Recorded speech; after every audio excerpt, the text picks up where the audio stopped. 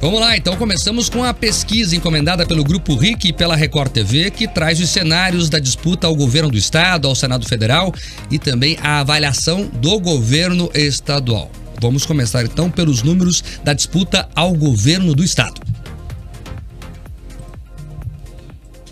O atual governador Ratinho Júnior, ele chega a 44% das intenções de voto no cenário sem o Flávio Arnes, que para mim é o cenário que mais vale hoje. O Podemos toda hora diz que quer fechar com o Ratinho Júnior. Então, ele não é um partido que esteja pensando uma candidatura ao governo.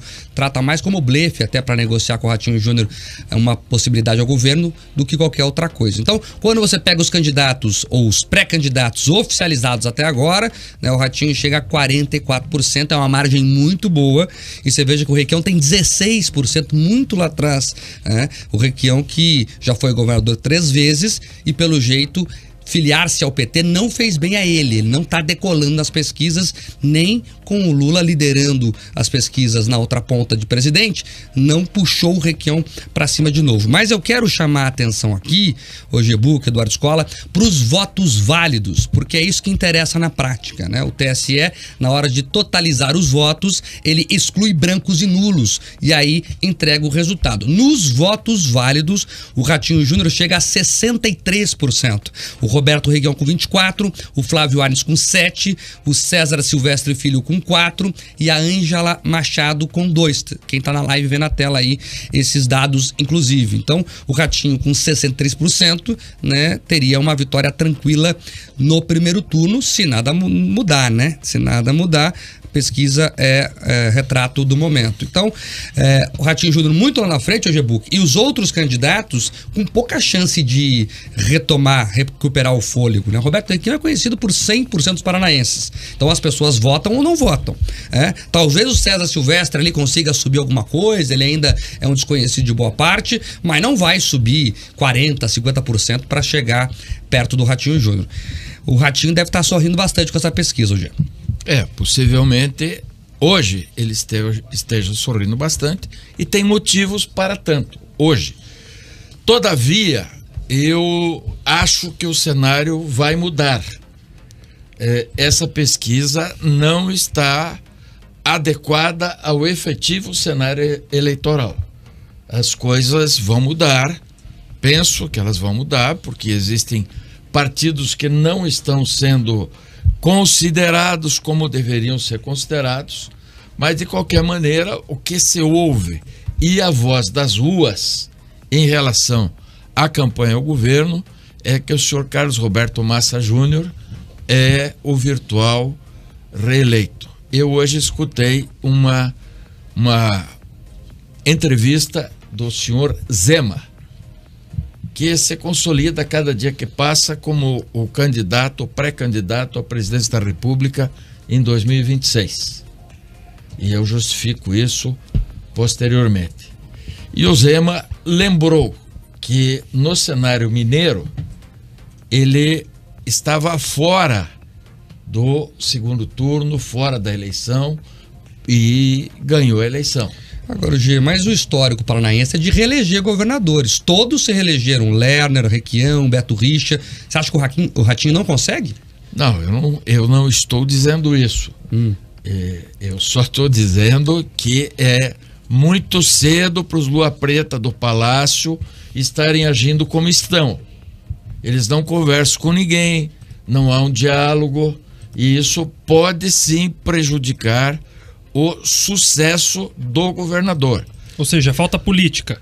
Não, falta política em torno do número 1. O número 1 é muito bom de política. Ele é muito hábil. O senhor Carlos Massa é um político muito hábil. Ele é agradável, ele é afável, é fácil gostar dele. Ele é um sujeito extremamente simpático. Mas os Lua Preta estão de nariz alto. Eu estive lá na Sociedade Thalia sábado, observando a filiação. E não percebo no governador o queixo alto, sabe? Mas o entourage é um pouco diferente, senhor Max Souza e senhor Escola. Mas quem pede voto é o governador, o Ojebuc, não é isso? Se ele é um bom político, ele consegue o voto. Aspone em qualquer lugar, né? Mas acontece que nesse time tem uns Aspone que pensam que são ou o pai ou o filho. Eles pensam que são o Espírito Santo. E nenhum deles o é, certo? Lá tem o pai, que é o grande artista, nosso amigo, que a gente tanto admira, o filho, que é o senhor governador, e tem uma tropa em volta que pensa que é o Espírito Santo, mas não é.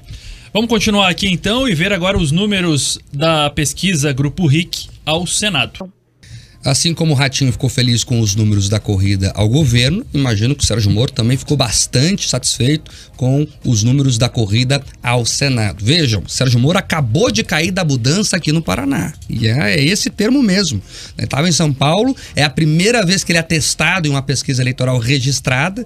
Outras circulam por aí, mas essa foi registrada, seguiu os trâmites do Tribunal Superior Eleitoral, e ele lidera com uma folga impressionante. Ele passa, inclusive, o seu padrinho político, que é o Álvaro Dias, né? Então, a criatura ultrapassou o criador. Vamos ver o que o Álvaro vai fazer da vida agora também diante desse resultado. Isso mostra o quê? Que o voto, chamado voto lavajatista no Paraná, é muito forte. É muito forte. Veja, quando o Álvaro sai da disputa, o Moro chega a 44. É muita coisa isso, né, numa disputa para o Senado. Vamos ver o que vai acontecer de fato. O Álvaro, por exemplo, prometeu lá atrás que retiraria a candidatura para o Sérgio Moro ser candidato. Vamos ver se vai cumprir a palavra. Eu conversei com ele hoje, ele disse para mim que não sabe o que vai fazer ainda, disse com todas as letras, eu não sou pré-candidato ao Senado porque eu não sei se eu sairei ao Senado, ao governo ou até à presidência da República. Então, o Álvaro Dias ainda não sabe o que fará. Falando dos outros candidatos, é importante falar o seguinte: o Paulo Martins, né, que é o candidato do presidente Bolsonaro no Paraná e também tende a ser o candidato do governo do estado, até agora o Ratinho não declarou, mas os bastidores dão conta disso, pode crescer mais também. Ele é desconhecido de boa parte dos paranaenses, né? Todo mundo sabe quem é o Sérgio Moro, todo mundo sabe quem é o Álvaro Dias, o Paulo Martins ainda não. Então ele tem que contar às pessoas que é o candidato dos governos, né, do federal e do estadual, e vamos ver como é que a população vai receber isso. Então, por mais que o Moro esteja com essa dianteira muito grande, o jogo é jogado e muita coisa vem por aí. Bom, vamos lá. O Álvaro Dias é esse iceberg histórico, né? Que é sempre um bloco de gelo muito grande, com um deslocamento mais difícil, etc. E tende a sofrer um derretimento na medida em que a temperatura eleitoral aquece. Historicamente, isso acontece com o senhor Álvaro Fernandes Dias, correto? É da história isso. O senhor Sérgio Moro sai do teto, porque é um homem que há 4 anos é citado todos os dias. E tudo da eleição gira em torno, aqui no Paraná, do senhor Sérgio Moro. Primeiro porque ele foi para lá, segundo porque ele era candidato a presidente, etc. E corre aquele cavalito que corre na raia de fora, manja, que todo mundo pensa que é o azarão? O azarão é o Paulo Martins.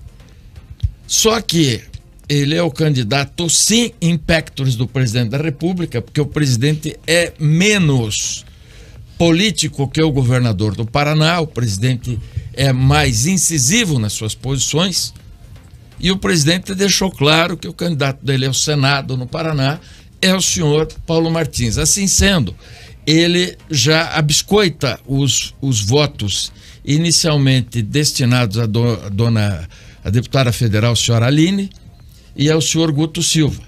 Então, se ele tem 8, ele já vai para 12, porque esses votos serão congregados em e a favor dele. Agora, o Paulo precisa necessariamente ter a unção do governador do estado. Por exemplo, eu vi lá a inauguração de sábado daquele negócio da areia, sensacional, é bacana aquilo, hein? Vamos falar disso daqui a pouco. O que sai da areia, aquela draga, é um espetáculo. Bom, ele não estava lá. Hoje teve uma solenidade com 50 prefeitos, não sei, eu acho que ele não foi convidado.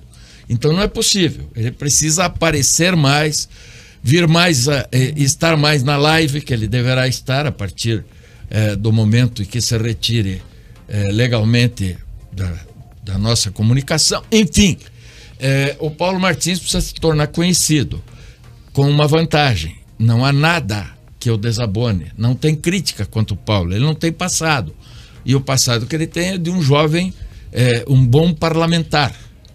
Então, ele tende a crescer, sim. Se acordar e largar, virar coelho na corrida, fica forte. Vamos abrir então aqui um espaço para uma opinião delivery, que é o que os nossos ouvintes estão pedindo aqui em relação à pesquisa ao Senado. O Álvaro Veronês pergunta o seguinte: o Moro vai, na verdade ele opina e questiona, o Moro vai perder muito espaço com o andar da campanha. A politização é clara, não existe, não é lógico um eleitor votar no Bolsonaro e eleger o Moro para o Senado. Concorda ou discorda, Mark? Eu não sei, eu acho que o eleitor do Bolsonaro já não vota no Moro, né? Ele saiu daquele jeito que saiu do governo e há uma restrição muito grande dos bolsonaristas a Sérgio Moro. Então eu penso, não sei que o G pode pensar diferente, que os 40% que votam no Moro, que colocaram aí na pesquisa a intenção de voto no Moro, já não são os bolsonaristas. Porque o bolsonarista raiz, hoje, tem raiva do Sérgio Moro. E tem muito indeciso também, inclusive, né? Eu acho que política nunca nos reserva uma operação aritmética. Eu penso o seguinte: a eleição polarizada de presidente pode levar os interlocutores do senhor Sérgio Moro e os interlocutores do senhor Jair Messias Bolsonaro a uma conversa, Mark. Porque é ilógico que essa divisão tão violenta permaneça. O único beneficiário disso será o inimigo comum de todos, que é o Luiz Inácio. Então eu penso assim, política, primeiro, tem convenção. Mas nessa conversa seria Paulo Martins ou Sérgio Moro o nome? Porque cada lado tem um nome. Eu não sei o que te dizer nesse momento. Nós estamos discutindo a pesquisa indica que o senhor Sérgio Moro, se a eleição fosse hoje, o senhor Sérgio Moro era o senador. E o senhor Carlos Roberto Massa Júnior o governador. E o Lula da Silva presidente da República. Se a pesquisa é o parâmetro. Se a gente vai falar com base na pesquisa. Eu não consigo entender a pesquisa dando o Lula na frente, mas está dando. Assim como dá o Atinho Júnior e assim como dá o Sérgio Moro. Nossos ouvintes aqui em peso dizem que o Paulo Martins deveria continuar no Congresso porque ele ainda é um pouco desconhecido e precisaria permanecer no Congresso Nacional ou tentar disputar o Congresso Nacional para ficar um pouco mais conhecido e aí voar voos mais longos. Micael FS, César Antunes de Lima, Diógenes Teles Duarte, valeu pelas opiniões e pelas participações. Olha só, o Gazi, ou a Gazi, não sei se é homem ou mulher, hoje faz uma pergunta aqui. A Gazi. O governador não estaria evitando se posicionar quanto ao apoio ao Paulo Martins para não se indispor com o Guto Silva? Bom, eu não falo pelo governador, muito menos pelos seus candidatos ao Senado. Agora, político que não se posiciona 100 dias da eleição tem que abrir mão do mandato, desculpa aí. Não é só em relação ao governador.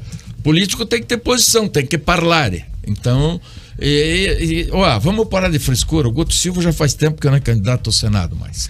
Vamos aqui seguir em frente. A pesquisa também analisou a aprovação do governo Ratinho. O estudo contratado pelo Grupo RIC e a Record TV foi realizado pelo Instituto Real Time Big Data e ouviu 1.500 pessoas em todo o Paraná por meio de ligações telefônicas. O levantamento foi realizado entre os dias 24 e 25 de junho e tem nível de confiança de 95%. A margem de erro é de 3 pontos percentuais para mais ou para menos. Tá, e portanto, os números vão se complementando. Você veja que nós falamos aqui que os votos válidos ao Ratinho Júnior chegam na casa dos 60%. Daí você pega a aprovação do governo dele, 57%. É bastante coisa para quem está 3 anos e meio no governo e mais o G-Book. Ele tem contradições no governo dele. Você pega ali a classe das polícias, os professores que são organizados em sindicatos, criticam fortemente o governo. Mesmo assim, ele consegue manter 57% de aprovação depois de uma pandemia. Não é pouca coisa. Sem dúvida, ele tem uma aprovação bastante significativa, mas aí eu vou me remeter ao que você disse anteriormente por uma questão de coerência. Você disse que há uma tendência no Paraná de reeleição. E eu queria lembrar você que o Carlos Roberto Richa, nessa mesma época, mesmo depois do episódio dos professores, tinha 73% de aprovação. Então, o governo Ratinho Júnior não chega a esses números tão expressivos porque nós vivemos um momento histórico diferente. A pandemia nos causou sentimentalmente dificuldades. É uma verdade, você começa a ouvir outra vez que o Covid está voltando, dá pavor isso nas pessoas, e houve muito dispêndio de dinheiro para a área da saúde. Mesmo que tenha sido aí, todo mundo diz um dinheiro federal, tá bom, mas o dinheiro federal vem sempre para os estados, podia ter sido usado para outros setores, foi usado para vacina, salvou vidas, mas vacina é que nem manilha, sabia? Porque a manilha é importantíssima para o saneamento básico, mas ela é enterrada, ninguém vê.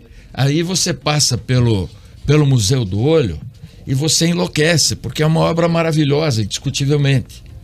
Mas as manilhas que existem em torno daquela obra maravilhosa ninguém enxerga, mas elas salvam vidas.